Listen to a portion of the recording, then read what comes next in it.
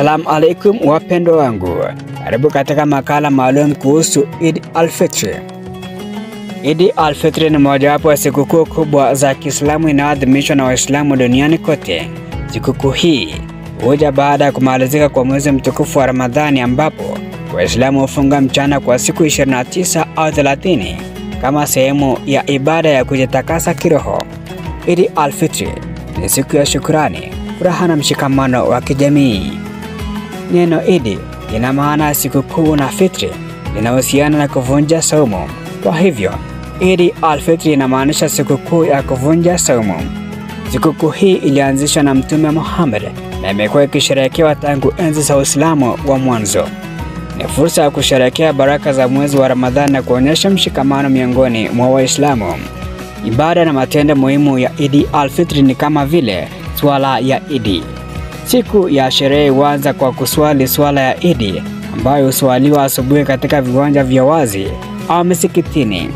Swala hii ni muhimu kwa Waislamu wote na huashiria kushukuru kwa kumalizika Ramadhani kwa ibada na kujizuia.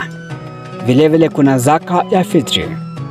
Kabla ya swala ya Eid, Waislamu hutakiwa kutoa zaka ya fitri, ambayo ni sadaka inayotolewa kwa masikini ili kuhakikisha kuwa kila mtu anaweza kushiriki katika furaha ya sikukuu.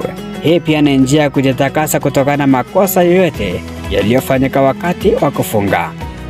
Vilevile kuna kusherehekea na kushirikiana. Baada ya swala, Waislamu hupeana salamu za heri kama Eid Mubarak na kutembeleana ili kuimarisha mahusiano. Familia na marafiki hukusanyika kwa chakula kizuri na watoto hupewa zawadi au pesa. Pia kuna msamaha na umoja.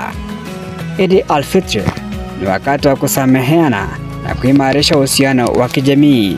Ni fursa ya kusahau tofauti na kuendeleza mshikamano wa kijamii na upendo kati ya watu wa imani moja na hata wale wa dini tofauti. Eid al-Fitr ni siku yenye maana kubwa kwa Waislamu, kwani inaadhimisha mwisho wa kipindi cha kujizuia na kujitakasa kiroho. Ni wakati wa kushukuru, kusaidiana na kuendeleza upendo na mshikamano. Kwa Waislamu, Eid ni zaidi ya sherehe, ni fursa ya kuonyesha upendo kwa Mungu na kwa wanadamu wenzao. Eid Mubarak kwa wote.